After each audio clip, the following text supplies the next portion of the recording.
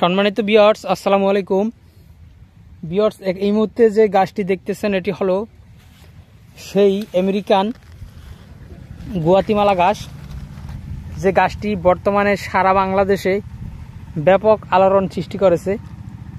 Viewers, এই গাছটি আমরা তিনবার লাগিয়েছি। অর্থাৎ এই গাছটি আপনারা জানেন যে ফলন অনেক বেশি হয়, এটা কথা সত্য।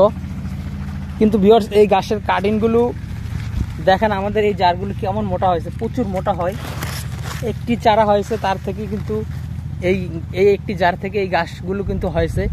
আমরা লাগিয়েছিলাম প্রায় 1.5 মাস তো হবেই, হ্যাঁ 40 থেকে 45 দিনের মতো বয়স হয়ে গিয়েছে। যেহেতু আপনারা অনেকেই জানেন যে কোনো গাছের কাটিং রোপণ করলেই অনেক বেশি সময় লাগে। অর্থাৎ যারা গাছটি যদি আপনারা গরুকে কেটে খাওয়ান তাহলে দেখা যায় 45 দিনে কেটে খাওয়াতে পারবেন, কিন্তু প্রথমবার কাটিং লাগালে সেখানে কিন্তু আরও 1 মাস বেশি সময় লাগবে। অর্থাৎ কাটিং মাটির নিচেই 10 থেকে 15 দিন থাকে, তারপর আস্তে আস্তে হয়, সেখানে কিন্তু আরও 1 মাস সময় বেশি লাগে।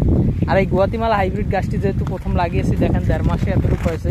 আর আপনারা অনেকেই জেনে থাকবেন যে গুয়াতিমালা হাইব্রিড গাছটি প্রায় 15 থেকে 16 ফিটের মতো লম্বা হয়। অর্থাৎ এখানে যে লম্বাটা রয়েছে সেটা হয়তো 4 থেকে 5 ফিট লম্বা হয়েছে, কিন্তু আরও বহুত বড় হবে। অর্থাৎ আমরা যেহেতু প্রথমবার লাগিয়েছি, যেহেতু 1.5 মাস বয়স হয়েছে, যদি আমরা এই গাছটি আরেকটা জার আপনাদের দেখাই, দেখেন এটাও মোটামুটি একসাথেই লাগিয়েছি, 1.5 মাসের মতো বয়স। পাতাগুলো দেখেন প্রচুর চওড়া। দর্শক কি বলবো, এই যে গুয়াতিমালা গাছের পাতাগুলি প্রচুর চওড়া, এগুলো আরও অনেক বেশি চওড়া হবে যখন দেখা যাবে যে আরও, দেখেন কত রকম চওড়া, আরও অনেক চওড়া হবে। যেহেতু 1.5 মাস বয়স হয়েছে, আরও 1.5 মাস বা আরও 1 মাস যদি আমরা রেখে দিই জমিতে, দেখেন একটা যে চারা প্রথম হয়েছিল সেই চারাটা হলো এটা প্রথমে হয়েছে। তারপরে কিন্তু এটার পাশ দিয়ে শুধু চারা উঠতেই থাকে। দেখেন আমি যদি দেখাই, এই যে আগাগুলো দেখতেছেন, তারপর এই যে আগাগুলো দেখতেছেন, তারপর এই যে আগাগুলো, তারপর এই যে দেখেন আগাগুলো, যে এটার একটা চারা হলেই জমিতে এনাফ, তারপর কিন্তু শুধু চারা হতেই থাকে। তবে দুঃখের বিষয় হলো দর্শক শ্রোতা, এই গাছগুলো কাটিং যে রোপণ করা হয় সেই কাটিং কিন্তু ম্যাক্সিমাম কাটিং জমিতে মারা যায়। দর্শক, আমরা 3বার লাগিয়েছি জমিতে। প্রথমবার লাগিয়েছি, অনেকেই বলে থাকবেন এই গাছের 50% কাটিং জার্মিনেশন হয়, অনেকে বলে 60%, অনেকে বলে 70-80%, অনেকে অনেক চাপা মারে। দর্শক, আসলে এই কথাগুলি সম্পূর্ণ ভুল তথ্য। অর্থাৎ এই গুয়াতিমালা গাছের কাটিং এখনও আমরা 3বার লাগিয়ে আমাদের সর্বোচ্চ 40% কাটিংও জমিতে জার্মিনেশন হয় নাই, তারও কম। অর্থাৎ 30 থেকে 32%-এর মতো হবে। অর্থাৎ 100 কাটিংয়ে কিন্তু আপনার 30-32টা কাটিং হয় সর্বোচ্চ, এর বেশি কিন্তু হয় না।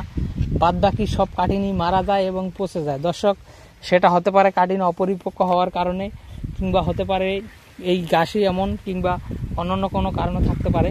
কিন্তু আমরা কাটিং লাগিয়ে যতটুকু বুঝেছি যে গাছগুলো যে আমাদের তিনবার আমরা অনেক টাকার, প্রায় 1 লক্ষ টাকারও বেশি টাকা দিয়ে কিন্তু কাটিং এনে লাগিয়েছি। আমরা বিশাল বড় আকারে কিন্তু গুয়াতিমালার প্রজেক্ট করেছি আরেকটি জমিতে, সেখানে লাগিয়েছি। কি আমরা দেখেছি যে কাটিংগুলো আসলে তত বেশি পরিপক্ক না। অর্থাৎ বর্তমানে আপনারা তো জানেনই গুয়াতিমালা গাছের কাটিংয়ের প্রচুর পরিমাণে দাম, সে কারণে হয়তোবা যাদের কাছে কাটিং রয়েছে তারা কিন্তু অধিক পরিমাণে, অর্থাৎ বেশি টাকায় কাটিং যেহেতু বিক্রি করছে, সে কারণে অনেক দিন জমিতে না রেখে অল্প সময়ে জমিতে রেখেই কিন্তু কাটিং কেটে বিক্রি করে দিচ্ছেন। সে কারণে কাটিংগুলো পরিপক্ক না হওয়াতে এই গাছগুলো কিন্তু মারা যাচ্ছে। তো দর্শক, আমরা বলবো যে যারা এই গুয়াতিমালার কাটিং দিবেন, অবশ্যই কাটিংগুলো যেন পরিপক্ক হয়, তাহলে হয়তোবা এই গাছের কাটিংগুলো জার্মিনেশনের রেটটা আরও বাড়বে। অর্থাৎ 100 কাটিং লাগালে যাতে করে কমপক্ষে 60টা কাটিংও জমিতে হয়, তা না হলে কিন্তু যারা কাটিং নেবেন তারা কিন্তু বিশাল বড় লসের সম্মুখীন হবেন। তো দর্শক, এই মুহূর্তে আমরা এই গাছের কাটিংগুলো দিতে পারবো না। আমাদের যেই গাছগুলো দেখতেছেন এরকম আরও আমাদের অনেক গাছ রয়েছে, সেখানে কাটিং হলেই তারপর আমরা আপনাদেরকে কাটিং দিতে পারবো। তো দর্শক, আজকে এখানে শেষ করব। সকলকে অসংখ্য ধন্যবাদ।